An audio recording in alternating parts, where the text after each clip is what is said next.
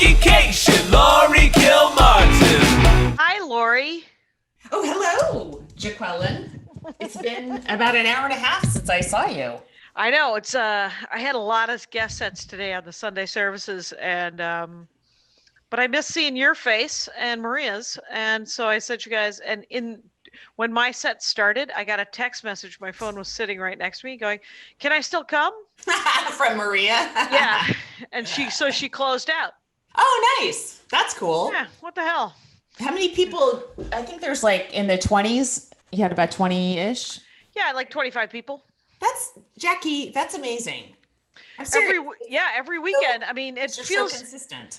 Yeah, it feels a little low, but it doesn't feel. I mean, I've been working on this. I've been working on a comparable set for 8 months. You know, Right. You can only expect four is low. You know. Oh yeah. I'm saying Four would be you open have mic. a crowd-sized crowd. Yeah. That's LA crowd size. Yeah. It was actually fun. I got lost. I'd taken the time to write a set list for the first time in a couple of weeks. Mm-hmm. But I got caught in everybody else's set. Like, a bunch of people did other sets, and I was like, well, maybe I should work on that. Work on the set list. Those are the jokes. Because I've done, I think a couple things are pretty done. I'm doing the live magic show tonight. Oh yeah. Is it the last one of the season? Or No, it's okay. the last one of the weekend. I thought I was doing all 3 nights, but I'm only doing tonight, and that's fine. And so I was just writing and so I wrote a set list for that. And in the middle of my set today at the Sunday services, I was like, oh, I should work on that. I was like, no, you have us. So I kept getting this poor bastards. You were distracted by yourself? I was distracted by myself. It felt very stand-up-y. Well, I did like 2 minutes. Yeah, you got up and you just wanted to work on that new bit. That was great. That new bit has changed dramatically over the last week. You know what happened? What happened? It's a bit. The premise is white people should be going after white people. Okay, Mm-hmm. All right. And so part of that, there's like right now I have 3 different little chunklets, and one of them was very close to something that was done on the Amber Ruffin show about Eastern European names and Irish names. Oh, and I was like, oh, I don't think I can do mine anymore. It's too close. But it felt too close. It feels too close, and I have it. And I tried it. Like after I watched her bit, I was like, well, I can't for sure. I can't do the Irish one because it's almost the same. She just picked different names, and like she picked Saoirse and Sinead, and I was doing Siobhan. I'm like, okay, it's too close. Okay. And that's fine because this is the same. I was just repeating a joke I had already done basically, and then so I was doing Polish names, and she kind of did it a little more broad, and I thought, well, maybe I can, because mine's specific, a little more specific. Maybe I can get away with it still. But then I felt like when I was doing it, I felt like you didn't feel good about it. No, I didn't feel good about it. Yeah. And it's not. Who was doing it? Amber. Amber Ruffin. She has a show on NBC. Oh well. Yeah, I'm in the other part of show business. It's on TV, or it's on the Peacock network, and but it's one of those things where it wasn't like it's commenting. What you're commenting on current events, that's bound to happen. Yeah, you're gonna have bits that bump into bits, and so I just thought, well, I can lose that, and I have this other angle that's a little kookier. Yeah. Anyway, and that I tried on your show, and I'm like, I can just sort of steer the ship that way, and say the stuff I want to say in a different direction, and that's okay. Yeah, and it's really funny, and it's just, actually, it's a nice little challenge to write, write more on it, and and it's the other thing. It's like it's. What really helps is the more you can personalize something that's a current event, right? Yeah, something so broad, you better make it personal. Yeah, otherwise, everyone is doing that joke. Yes, then it starts to become yours and something that no one else is gonna, step on, right? So, That's, that's the challenge of our times when we're all leading the same lives now. We're all at home. Like, I'm like, I can't, my personal life is no different from anyone else's anymore. So it's not, there's very few things that I feel are peculiar enough to make it into my act. Yeah, did you make it for Deb DiGiovanni's set, or did you have to go swimming? I head right to the pool. Yeah, she had a great line about single people and quarantine, and it was interesting because there's only so many angles, right? Yeah. You better make it personal. And I remember getting that advice literally in 1985 from Vanda Michalowski. Do you know Vanda Michaels? Vanda Michaels, yeah. Yeah. I think I knew her, but I don't know if I knew of her, but I don't know if I knew her. In 1985, when she was 23, She made a list, right? Yeah, she made that list, and it's posted on my website if anybody wants to look at advice. Anyway, but the thing she said was, she was like, make things personal, and then her examples were hilariously 1985. They were like, aren't commercials dumb? Aren't punk rockers weird, or something like that? And it was so funny. It was very interesting. They were weird, Jackie. They were. They remain weird. Johnny Rotten is a Trump supporter. Oh, from the Sex Pistols, John Lydon. That makes sense. Sense. Yeah, it does make sense. Because those old rebels that end up just being, they just like to be contrarian. Yeah, they're button pushing fuckwits, and I have an interest in typing you several names that you already know, so I'm not going but do it. But it's like that.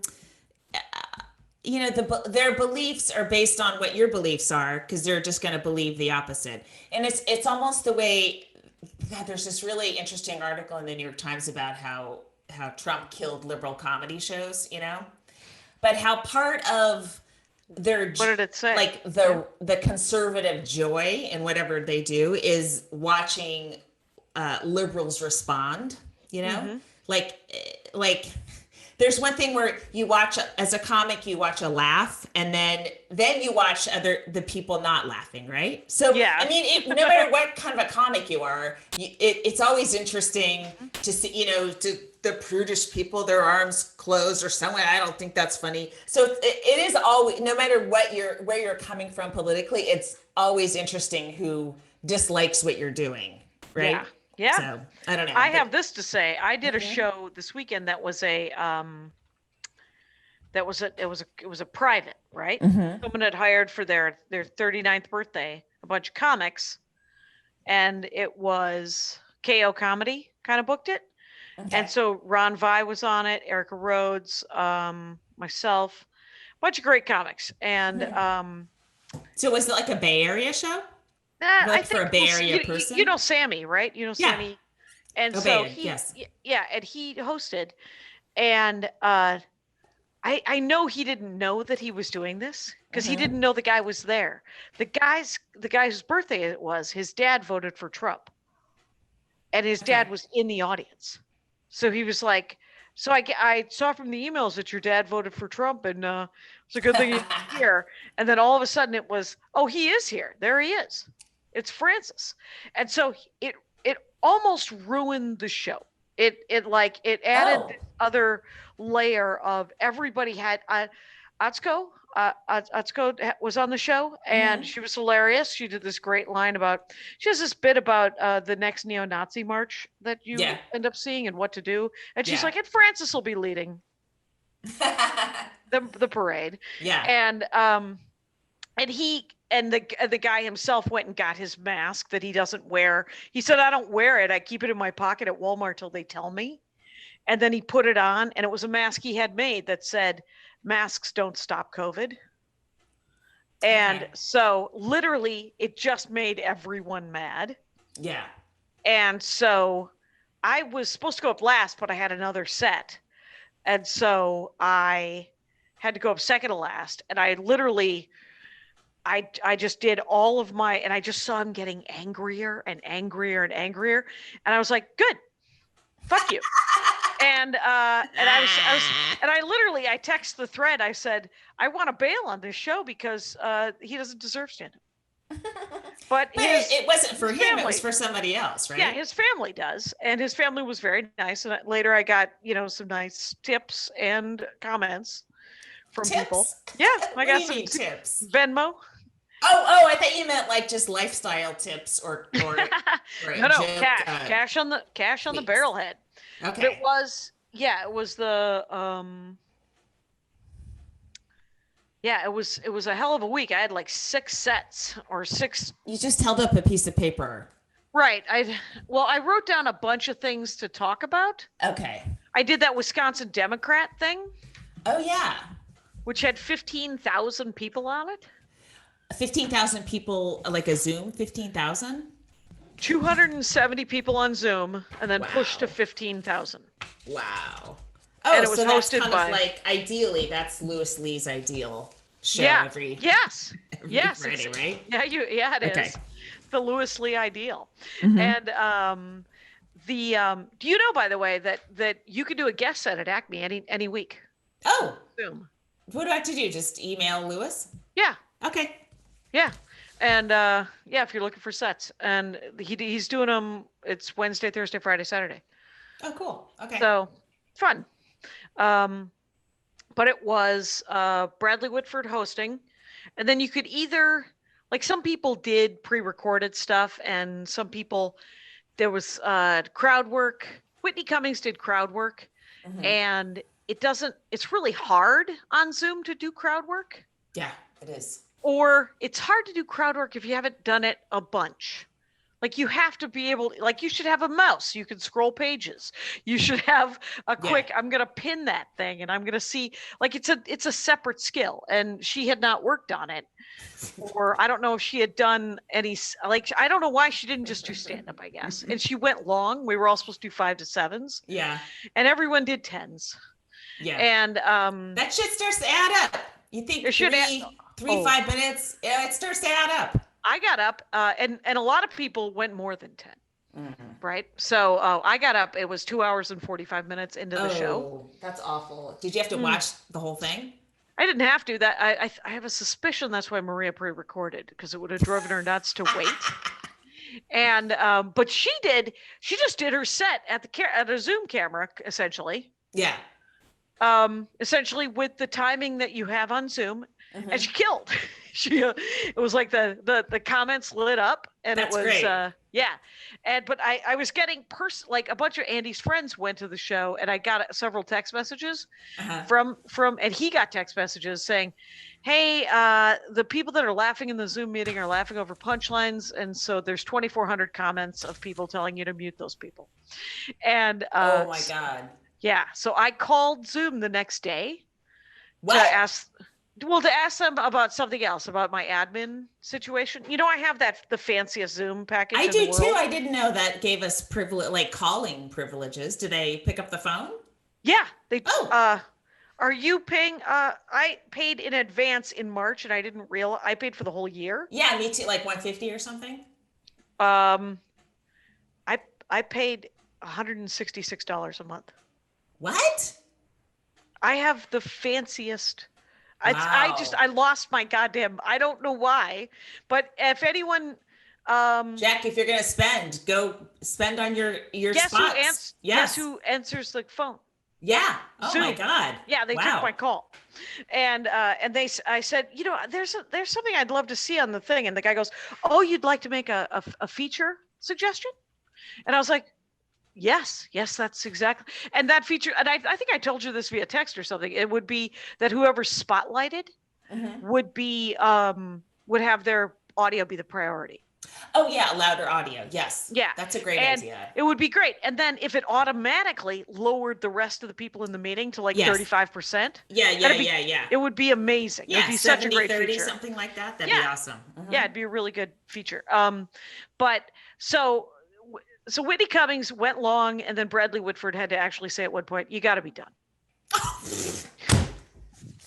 Look, she really wants Biden to be elected. All right, get off her ass, Jackie. Right, totally. Judd Apatow talked about how he wasn't prepared, but get this, he pre-recorded, and so it was finite.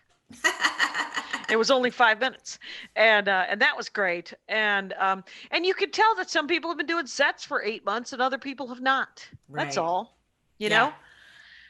So I was I was supposed to do 5 to 7, and I was at 7, and I wanted to do one more bit, and I looked. You inward. Saw the other comics crying after you. There was only Sarah Silverman after me, and I was just like, just the 2 hours. Shut up. So I got off. They're getting the gist of it, right? Yeah. The comedians say something, I laugh. Got it. Yeah. I did a show. I did a. We had this is the last week of puppy class. On Wednesday. So my son and I drive out to Valencia, and we're part of a puppy class. It's in a gigantic room, and everyone's all masked and guarded and all that kind of stuff. So Flappers offered me a set right at the time puppy class ends at 7:00. So I was like, well, I can leave the puppy room at like 6:50. My son can wrap it up for us, and I'll sit in the car and do my set in the car. And so, of course, the show ran long. Shows always run long. I mean, every show. It doesn't matter if it's. They start a little bit late. They run a little bit long. Yeah. So I didn't need to dash out. But so I just did a set from the Honda in a parking lot in Valencia while my son gave the dog an extra walk around the mall. Okay. Yeah. Oh, that's nice. Yeah. I said that I would do a Jared Logan I didn't realize it was 3 weeks in a row. Mm-hmm. And I told Chris Titus that I would do his live studio show next Saturday, Halloween night. And I'm supposed to also do the Jared Logan Stream of Blood thing. And I don't know I feel like the times are and the Titus show is live in his studio. You have to physically be there. Yes. So I'm thinking that I'm going to be doing Stream of Blood from my car. Yes. But which is a 2-hour show that I have to be the whole time. Oh. Okay. Yeah, it's weird. Okay. But it was really fun. I did that and Brian Posehn's Dungeons and Dragons show this week. Yeah. With Ken. Oh God, this is my 6th hour on Zoom. I'm a little blurry. Ken Daly. Okay. And Blanca Patch and Dan Telfer is the GM. All right. It was really fun, and I played my. I feel like all of those people really enjoyed themselves playing. Right, Dungeons and I'm going to say something that is not necessarily for you, but is for the listener. I played a Dungeons and Dragons 5th edition character that I made about a year ago just for that show called Gaston Mansplain.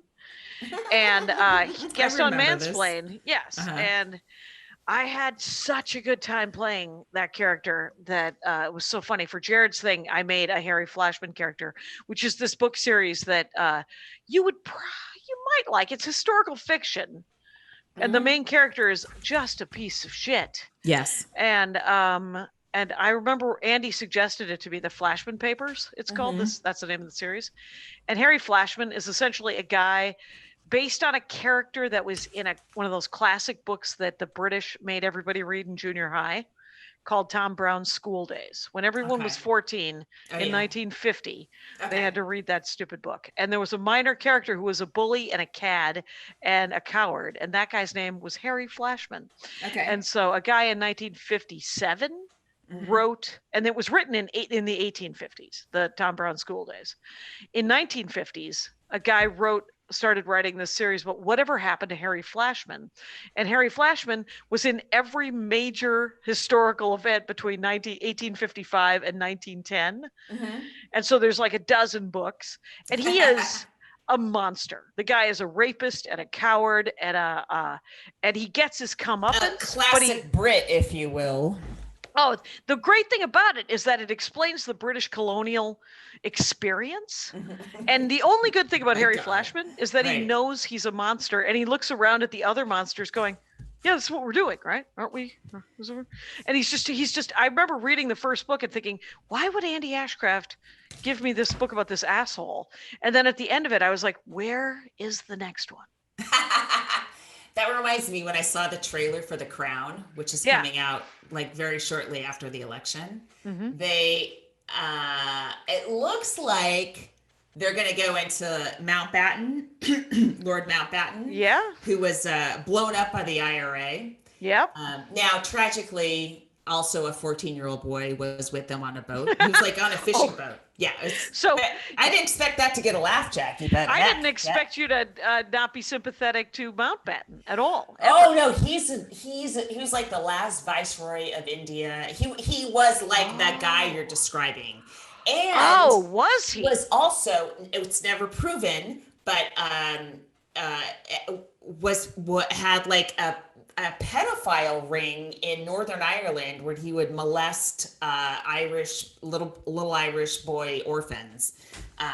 He and some other upper crust, some sort British of like pedophiles. Devil's cadre of upper crust assholes. Yes. That's interesting because that never made it to the Milwaukee Journal when they lauded how great Mountbatten was when I read about it when he was killed. Wow, because that's like, to me, that was the IRA's good kill, you know? Plus, again, the 14-year-old boy, tragic error, but remember it was like a comedy trope with Johnny Carson about how the IRA was actually always blowing themselves up. Like, it was so awful. But anyway, it's kind of, I want to go back and watch some old monologues about I just saw something. Yeah. But wait. So Mountbatten, Prince Charles idolized Mountbatten. That's his uncle, I think, Uncle Dickie, and he's portrayed in The Crown by this guy named Charles. I forget his last name. He's a British actor. He's great. You see that guy, you're like, oh, that guy's seen him in great shit. And so he had a good showing in the last season that he was in of The Crown, and I really hope they get into what a shitbag, the worst kind. He's like Prince Andrew, but a little less reined in, right? Prince Andrew, caricature of Prince Andrew. Yes, of what a British aristocrat was allowed to get away with for so long, you know. Mm-hmm. So yeah. Anyway, I think we're at 30. Should we do a break? Are we? 22. Oh shit.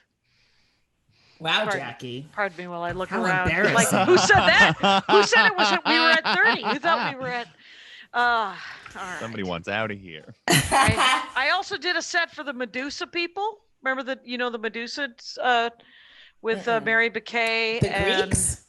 No, the name of their show is the Medusa Show. It's an all women. Oh yeah. That I like. Yes. And but the cool thing is she is booking because it's all online. She's booking nationally.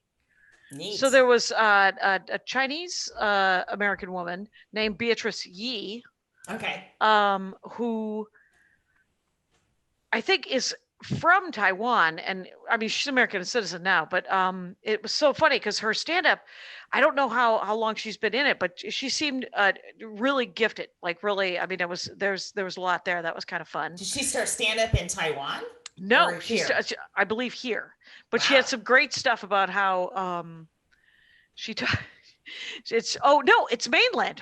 That's right. Her parents are from mainland China. Yeah, you want to get that right, I think. From what little I understand about Taiwan and China, you want to get that one right, Jackie. I always want to get it right, and I will fail on the regular. But because one of her bits was about how one of the greatest things about the censorship on mainland China was that her mom had never seen her do stand-up. And it was pretty fun. Can't Google her. That's good. Yeah. Sure. Yeah. And then that's cool. Yeah. And then did you get to see Borat? You were talking about it. Oh yeah. Okay. So first I watched Ted Lasso this week. I cannot recommend it more highly. It's so good. And I was annoyed by everyone saying how good it was. I was like, ugh, sports, right? Just because it's a sport thing, but it's on Apple. But it's not a sports thing. It's how you wish sports were and how you wish coaches were. And they the female characters are so good. It's really, really good and surprising, and it makes you optimistic, Apple, right? about people. Yes, it's on Apple That's Plus. too bad. I don't have that. Well, figure out a way to get it. I mean, you're paying $160 a month for fucking Zoom. You could get Apple. Yeah. Maybe someone I've given admin to, because I could have 10 administrators, 10 licensed people who could have up to 300 people at a show. What if that becomes your new job? You're just a professional Zoom administrator. Farming out the 7 remaining slots that I have. And yes, but anyway, it was very good. Oh yeah, Lasso I totally recommend. And Borat was what I was willing to watch it with my son on his 14th birthday, which will be Tuesday. Oh, okay. And then like 3 minutes in, I was like, oh no, there's no way. He's not watching this. Yeah. It's, but it was great. It was really funny, really dark, and brilliant, and all that. I loved it. Oh, I thought you were gonna.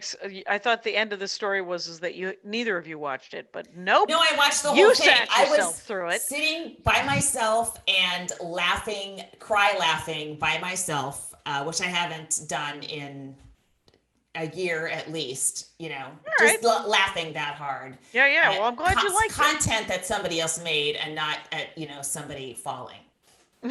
Well, and yet it was, so that stuff's never going to be for me, but I'm glad you liked it. Wow, that was very patronizing. That's feel my Dungeons and Dragons pain. Jenna Friedman was one of the writers too. That's really good. Cool. Mm-hmm. So, that was great. But it's essentially all actors doing sort of fake it's real people being asked. Borat and an actress named Maria. I forget her last name. But she's I think she's Hungarian, and so she plays his daughter, and they, And it's just the two of them. Yeah, and then they, everyone else is real, I think. Everyone else is real that they booked to come that and they interact things. with, yeah. Yeah. But you saw the Giuliani clip, right? I did see the Giuliani clip. Yeah. That felt gross and so Giuliani-ish. Even just the way he was patting her behind before he was laying down, that was enough for me. Where I'm like, no, dude. No, there's no touching. Yeah. And weird.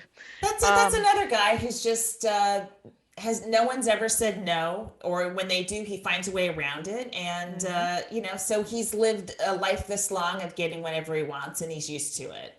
So hopefully the IRA will come back and take care of him. Well, if we're doing callbacks, I forgot to tell you. So Nerd Poker, your name came up, of course, when they were talking about how much they enjoyed this show. Oh. And I said, I tried to do that thing that you do, where I made fun of you, and it didn't work. They just kept talking about how great you were. I was like, God damn it. Good.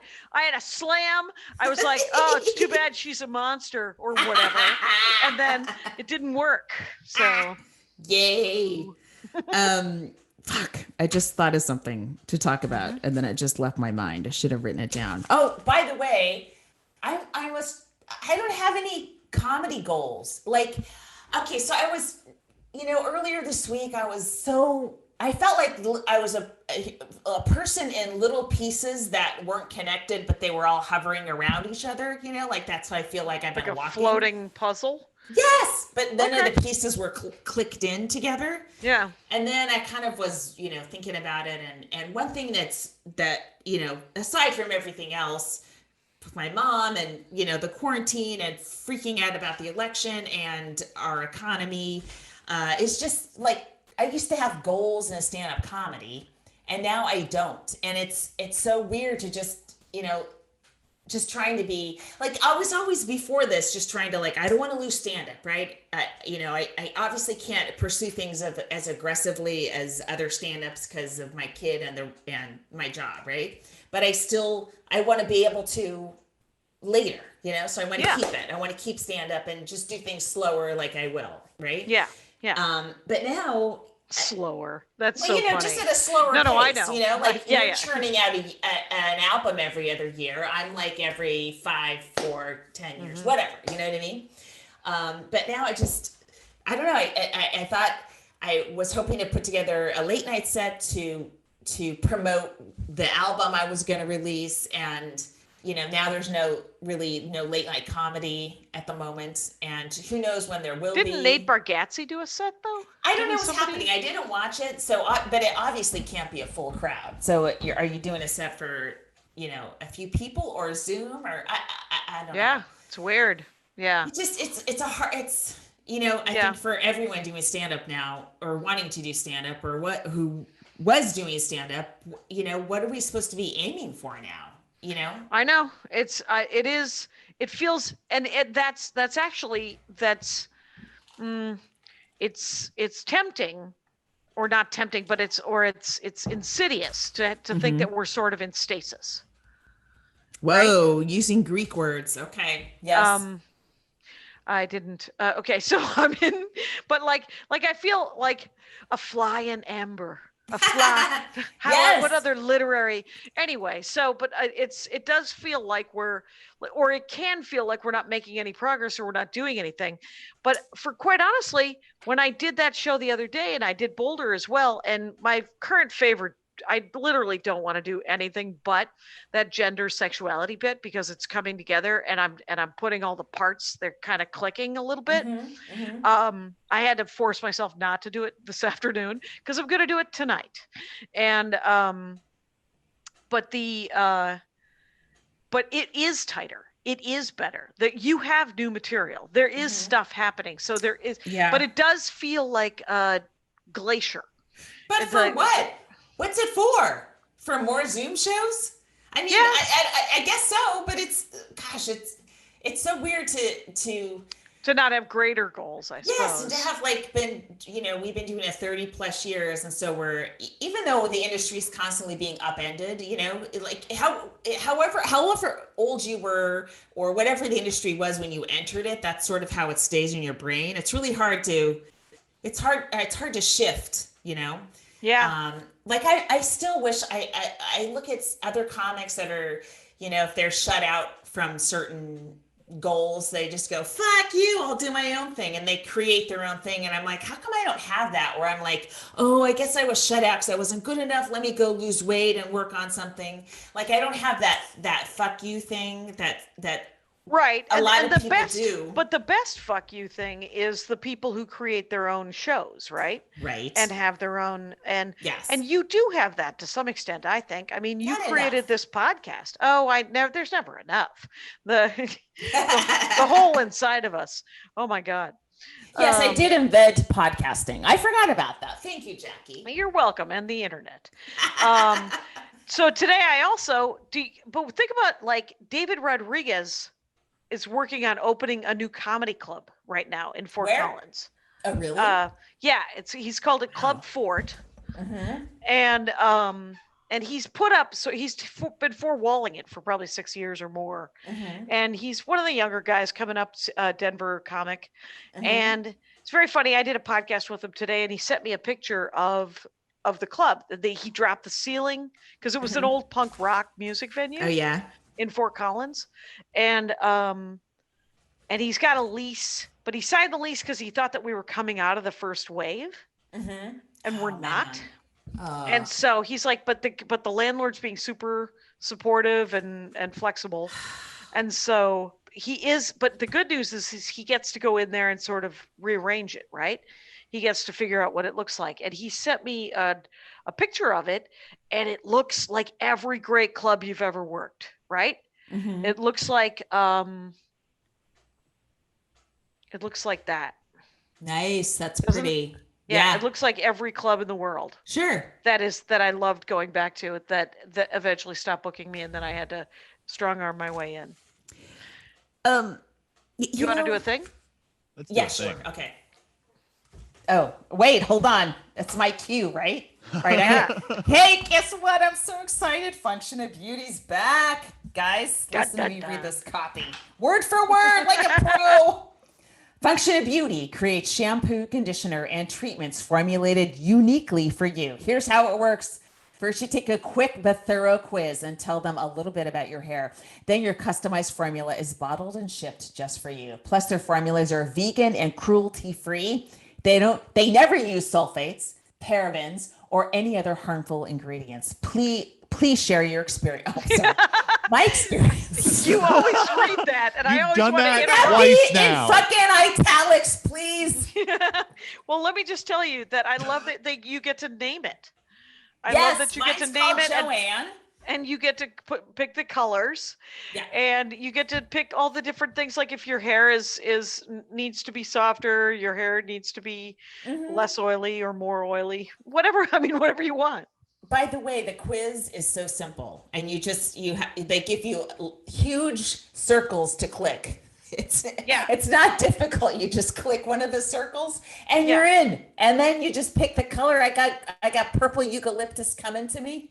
Yeah, functionofbeauty.com/Jackie Laurie, and you get 20% off your first order, and let them know you heard about it from our show. And because they're excited to know that anybody from functionofbeauty.com/Jackie Laurie, they like that the Jackie Laurie means something. So 20% off first order. By the way, this is how we segue out of this is my hair is the only thing that is still staying strong, right? Everything else is falling apart. Everything else is obviously 55 years old. My hair keeps on growing, Jackie. I got to keep it at full volume all the time. My hair's super weirdly dry and brittle and coarse. I'm getting a haircut this week. I just got one yesterday. My lady came to the backyard. She did myself and my son. Fuck. I missed whatever. Okay. I'm going to his salon whose salon? My hairdresser's salon on Tuesday. And I will say this is that because he called me, he was like, "Don't you need a haircut?" And I said, "Yeah, the paper scissors that Andy just took and that might be the other reason why it's kind of all split and gross." That your husband is cutting your hair. But I will say this. And so I said to Troy, my guy, I go, what are you doing? How are you doing it? And he said, "Well, since I'm working on the rookie, I get tested 3 days a week." And he said, "There's one person in the salon at a time. I'd spray everything down. We both wear masks. We're doing this right." And I was like, "Okay." And he said, "What do you need?" And I said, "Everything. I need whatever you're willing to do," because that's the way it has to go. Hey, let's use this opportunity to segue into our comic of the week, who we never did. Any of the call to action stuff in there? I wasn't sure if I missed it. I said the name of the thing, but I only said it once. I think we're supposed to say it. Yeah, I think you got to say it a couple times. It was the 20% off your first order and use the code. And I think it's got to be said twice. What, do you want to read that last call to action thing, Laurie? Yeah, hold on, guys. Here comes our call to action. We're calling you to do this. So what are you waiting for? Go to functionofbeauty.com/Jackie Laurie and take your 4-part hair profile quiz and save 20% on your first order. That's right. Go to functionofbeauty.com/Jackie Laurie for 20% off, and let them know you heard about it from our show. That's functionofbeauty.com/Jackie Laurie. I feel inspired by my own reading of that call to action. Well, it's called you to action. It called us to talk about hair for about a minute and a half. That was kind of exciting. Yes. What about our comic of the week? Oh, what I was going to say, I started swearing because I couldn't remember what I was going to say. I'm watching Alyssa Milano, who had COVID. Do you ever look at the hashtag long-term COVID? No. Anytime you start feeling cavalier, check it out, because it's young people who recovered from COVID that are having long-term horrific effects. Alyssa Milano has a video where she's combing her hair. Globs of her hair are coming out just on one comb, just on one shower comb. Globs. Wow. I was like, that can't happen. My hair is all I have left of my youth. All right. I got to keep it all as long as I got it. Yeah. Oh my God. I am, the whole hair thing is really, Function of Beauty is pretty good. I love it. I know you do. Our comic of the week. I thought we did her. We didn't. No, we didn't. Yeah. She's great. Yes. I've seen her from the beginning. I just worked with her. It's Erica Rhodes, you guys. Yes. Mm-hmm. And I've known Erica Rhodes probably 7 or 8 years now. Yeah. So I've seen her come up from early days, and she's knocking it out now. She's just it's tight, it's smart, it's silly, it's interesting, all the things. Yep. Very funny. Yeah, she's got kids got a bright future. You got to find this Erica Rhodes, is what I'm saying. Is it at Erica Rhodes, Kyle? It is indeed. And it's Rhodes, yes, like Rhodes Scholar. There you go, and ERICA, like Erica. We did it. We talked about that thing now. Yeah. All right. You know what? You reminding me about rent, about comedy clubs. I talked to another club owner this week who. Type it. Okay. I think I told you this on the text. Yes. Oh, that guy. Yes. He's been paying full rent for his club that's been closed since March. Full fucking rent. No. How are people supposed to stay in business like this? That is ridiculous. Yeah,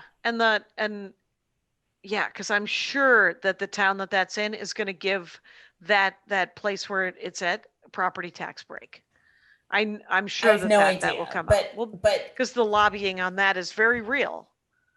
That like landowners or property owners are like, we can't afford to pay property tax. Oh, really? Yeah, because of COVID, and you're like, well, but if you've been charging people full price, and that guy's club is not big, and he was the one I was so psyched about because he's always been super frugal and super smart. Yes. From the time he opened it. Yeah.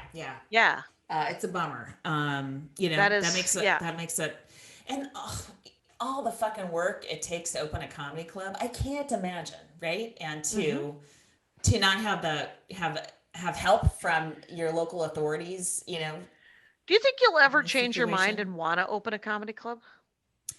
It would have to be not in the United States. This would be, yeah.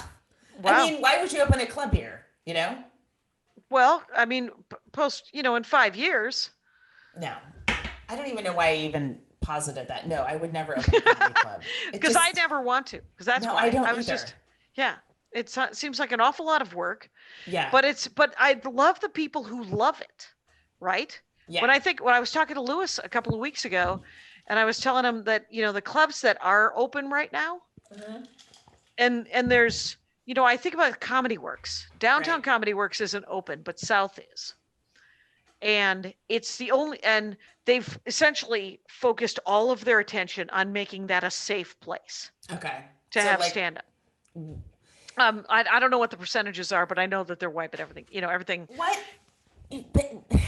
It's more airborne than touching. Okay. So they say if you're in a plane now, it's pretty safe to be in an airplane because they recirculate all the air in 3 minutes. How expensive is it to retrofit all these clubs or any sort of room so that the air is recirculated that quickly? Oh wow, that sounds expensive. It sounds incredibly expensive. Yeah, but my point was just going to be that it's like we're still doing stand up in this limited fashion, in this other fashion. They're still putting up stand up in that limited fashion because they feel, and those are club owners that love stand up. Sure. And I love stand up, but not from that angle. So I appreciate that somebody loves it from that angle. Yes, that much. Yes, for sure. Yeah. And I know, because they can't be making money on these shows that are at 25% capacity. I just Yep. So I'm so worried for the future of the stand-up comedy club business, which has its many flaws, but there's nothing like headlining a packed room and killing. There's really nothing like it. It's so fun. Man, and memories keep coming up. And things, and just pictures with people, and so many, and every photo I see where everyone's just packed, I'm like, I have a visceral reaction where I just gotta back off from it. I know. It's gonna take a while before just the average person is gonna feel comfortable being in a crowd. I think I went to Target or something. I had to go to Target, and I was like, too many people. I can't. I'm going to be in the car. Yeah. And so, so the other interesting thing that happened family-wise and Dork Forest-wise is that my brother Russ taped an episode of the Dork Forest, and I'm going to get Jen Kirkman to tape the next episode of the Dork Forest regarding Christmas Hallmark movies. Oh, okay. Have you ever seen any of them? I've seen 1.5, maybe. I don't think I ever had the Hallmark Channel. They are one-dimensional. It's amazing. My brother Russ has he's an econ professor, right, at the University of Wisconsin, and your family is so smart about money, all of you guys. Thank you, Elliot Cation. Anyway, but I mean, it's astonishing. Okay, go ahead. It is. My Aunt Alice has been known to say regularly, "It's amazing none of you children are dead." And it's like, it's amazing that you aren't. I mean, there was trouble early on, and we've all turned out just fine. Do you think that's because Nancy Cation swept in and got you kids in line, or were you headed that way anyway? I think. Well, I think that people like Russ and Darla would have ended up, because they, if you're looking at the real estate section when you're 9, you're going to be fine. You're going to be. I have so many pictures of Russ and Darla reading the newspaper when they're children. And it's not the green pages. It's not the comics. And, but Russ, he's hilariously, he has made a spreadsheet about Hallmark movies. And just his throwaway lines. This is my favorite line in the movie is this thing in the episode was him talking about how the average Hallmark movie takes 2 weeks to shoot. That's why there's no B plot. They can't afford it. It's like the Tyler Perry of holiday movies. Oh my God. They cost $2 million to make. They take 2 weeks to shoot, and the lead actress gets $250,000. Wow. This is all on average, right? Right. And the women who are the actresses are like from Party of Five and from like all these different shows and starlets. They're TV starlets, and but they do like 3 to 5 of them. He has a spreadsheet with 149 movies on it. And I asked him if he would pick for 5 favorites, because he didn't want to run out of stuff to talk about. And I said, pick your 5 favorites. And he goes, that's like picking my favorite Pringle. What are you, nuts? And so, but the weird thing is the male actors never repeat. The women repeat, but the movies, but the men are always. And I said, do they all look alike? And he said, yeah, they're 6'2" with good hair. Now I'm starting to like this business model. Yeah, the business model is ridiculous. I met a woman one time at a party who wrote Lifetime ones. Yeah. And she was dead inside. She was wait, she didn't write them, she directed them. And and I said, what's it like? And she said, there's nothing there. There's no and I was like, so I can't wait to talk to Jen Kirkman about how much she likes them. And so yeah, that's all. That just made me think of the female directors on Better Call Saul and what an awesome script they were given, and how many episodes of Better Call Saul are there? There are 5 seasons. Did I tell you this last week that there are 5 seasons? And I started it because I thought there were only 5 seasons. And as it's wrapping up the last one, I'm like, how are they gonna? This thing's got 12 minutes left. How are they gonna finish this whole thing up? And then I get online. There's a 6th season that's being delayed because of COVID. So now I gotta wait like everybody else. I thought I was gonna have the whole thing handed to me. Oh, I was so mad. So 5 seasons at 20. So there's 120 episodes. It's so 16 episode a season for AMC. Oh, okay. Okay, so wow, the expert weighs in. Right. Oh, right. So there's only like 80 episodes. Okay. How many women directors do you think? Well, I didn't keep track, but there was a lot of female directors and writers and executive producers and written bys, and it's noticeable. 149 Hallmark movies, 7 women directors. Oh, that's not good. Nope. And the other thing that, yeah. Let's do another break. Let's do a Max Fun break. Do you have a lot of sets this week? I don't think I do. But here's what I do have. The announcement that I am not you. How about that? I have been on multiple. I've been DMing with somebody who was like, and thought I was you and started using my name in the DM with me. as she said like a you and Laurie. I'm like, what? But you see my name in the DM, right? We're different people, and we only met 5 years ago. Stop acting like we're twins who've known each other for 55 fucking years. We're very separate. Now you know my pain, because quite honestly, you're fancier than I am, though I'm catching up. Damn. Bam. Interesting. I know. That SBA loan. Yeah. Makes you feel fancy in your bank account. Mm-hmm. They already offered me the opportunity to start paying it off early if I want to. Oh, I have yet to get that. I just got a letter. I'm like, oh yeah, I got to pay this back. Yep. And interesting. Then all I know is that I did my taxes with my tax preparer, and we paid in a little, and then we just got a refund.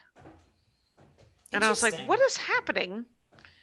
I appreciate it. I mean, better to overpay than under and have to come up with more money. But yeah. Anyway. I soon have to repair my roof. Oh, really? Yeah, get a new roof. And I have an attic, as we all do. If you have a roof, you have an attic. And I had to get new insulation put in there, because I guess the previous insulation was newspapers from the 1950s. And that's why, though each room was its own ecosystem. And, you know, my mom would always complain that her room was too hot when the rest of the house was normal. And so now just in time, I've fixed the insulation. So I'm sure she'll enjoy. She's dead. Anyway. Yeah, it's Jackie didn't pay attention to that entire conversation. She was busy doing things, and now she's pretending that she did listen, is trying to come up with a generic comment to make it sound like she's paying attention to me. But she didn't. She disappeared. Oh, she's back. Caught you. I was pretending to snore while you did the it was fun for me. What do we have? 10 minutes? What's left? Yeah. Almost exactly 10. I'm reading this book called The Long Pedal by the Sea, or the Pedal by the Sea. It's Isabel Allende. Oh, wow. And, oh my God, it's so good. Like I've never really considered Chile as a place to visit, and now I'm all in. I practically have a plane ticket. It's a great novel. Mm-hmm. That's cool. It's this is not anything like reading Isabel Allende, but I on Disney Plus have been watching a series of docuseries that are called Wild and then the name of a country. And so I watched all of Wild India, and that was fascinating. And I want to go to different parts of India, and now I'm watching Wild Sri Lanka, and I watched something else, but every time I'm watching it, I say, I want to go there. Andy's like, look closely at the film work and see how many mosquitoes are pictured. I don't want to go there. He doesn't want to go anywhere where there are swarms and swarms of mosquitoes. Sure. And I was like, okay, all right. It's we went to Vietnam. Could you go in the winter? Maybe we go in the winter when it's not as lush. Mm-hmm. But there are clubs in India. I mean, I don't know if there are now, but in general, there are comedy clubs in parts of India. You know? Yeah, there's expats everywhere, and everybody speaks English. And so, how lucky are we that we speak the lingua franca of the world? Right. Pretty amazing, quite honestly. We're so lucky. Our country colonized so many other helpless countries. Yes, our empire was such. We came from empire we really to become our own empire. We are the luck of the draw, and but it was. I don't know. I'm so exhausted. I don't even know that I want to go to Magic Castle and do a set, but I desperately want to do an outside show. Dude, you got to. It's cool. I had to cancel an outside set next week or week after next because of Stream of Blood thing I'm doing with Jared Logan. Your period? Oh, okay. No. I'm wow, you know in advance that it's coming. That's amazing. Sure. No, I'm I'm doing that show. And the guy that books it, he goes, Jackie had to cancel. Do you still want to do it? Yes, I'm not her. I'm not her. Well, it's lovely that they think that we want to hang out. It's because I want to do it more now. Right. They don't know that if I call you, you're like, save it. It's what you learned at puppy school. Drop it. Drop it. Sit. Gentle. I want to pet your dog again. She attacked you last time. I felt bad. Awesome. Well, no. She's just a mouth. She's a mouthy puppy. She loves people. That tail is wagging whenever anyone crosses her path. Yeah, she's and she very just excited. happens to be, a Tyrannosaurus Rex of a jawbone. That's all. And so she's a chewy dog because she's a pup. Mm-hmm. And you just got to go, no, this is not the chewing thing. This is the chewing thing. Hand her the rope that's sitting right in front of her. She could pick it up herself. Yeah. And one day she will. And she'll say, I want to play tug of war. And that'll be a glorious day for Jackie Cation and Charmy the dog. I've been doing postcards, sending postcards to voters in Wixom, Michigan, and Grand Blanc. Mm-hmm. I my part, Jackie. You're doing more than me because I was supposed to do this phone bank thing and get trained how to do phone bank to call Wisconsin. Mm-hmm. But I have had for the last 2 weeks a sore throat, scratchy throat. I thought that went away because of the air purifier. It was better, and then but what I'm doing like this is the 6th hour that I'm on Zoom today. It's a lot. It's hard on your throat. It is. Right. It's just too much shouting into the internet. It doesn't feel like you ever hit the back wall, quite honestly. Yeah. And so it's what it is. But I will say that, and plus I've just been, I've been sleeping more too, which is good. I'm just trying to get a little bit of rest, and I exercised for a day and a half. So these are all. What'd you do? I did a 20-minute workout that I found online, and then there's a 4-minute. It was so funny because the guy's like, so jump rope or do jumping jacks for 4 minutes to warm up. And you don't have to do them quickly. You just have to do them. And he's like, and if you don't actually have a jump rope, just pretend to jump rope. And it turns out my boobs want to knock my eyeball out when I jump up and down. I don't like it. I hate it. So I just essentially just jogged for 4 minutes to warm up. And at a pace that would keep my breasts in a normal sort of, not a bam, not Jackie, out. There's a couple yoga poses that I almost suffocate in every single time. It's unbelievable. Agree. Oh my God. I also saw a picture of myself when I was like 14 or 15, and Nancy Cation was telling me that I was fat. And I'm like, I was not fat. If I would still be that, we would all win. The showbiz would want. Those moms in that era, they thought they were doing us a favor. Yeah. And they were not. Fair enough. I will have to say that I feel like we're real close here, Kyle. We are within 2 minutes. Tell me a goal that you would like to have. Would you like to have a goal? Would you ever want your own panel show? Would you want to do, how great would it be if we could just call up Netflix to that guy, Jack, what's his name? And just go, can I do a special? And he'd say yes. Yeah, that'd be cool. That'd be cool because it's what we can do with other clubs, maybe I'll put that on my vision board. It's like, this is the thing I spent like a lot of time on is stand-up. What's driving me nuts is Deadline and other Hollywood Reporter are describing things as comedy specials, and they're not. They're not how, like, we think of a comedy special. We think it's stand-up. Yeah. We need to get clear on the language so I don't have a heart attack when Regina King, who's a brilliant actress, is given a comedy special. I'm like, no, that sounds like a variety special. Please don't she's say doing comedy. A variety. Yes, that's fine.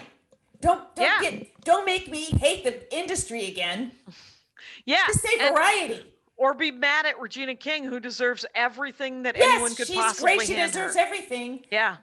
But could the industry look at these comics. All of these comics we see on Zoom are still trying to practice it and still trying to stay in it.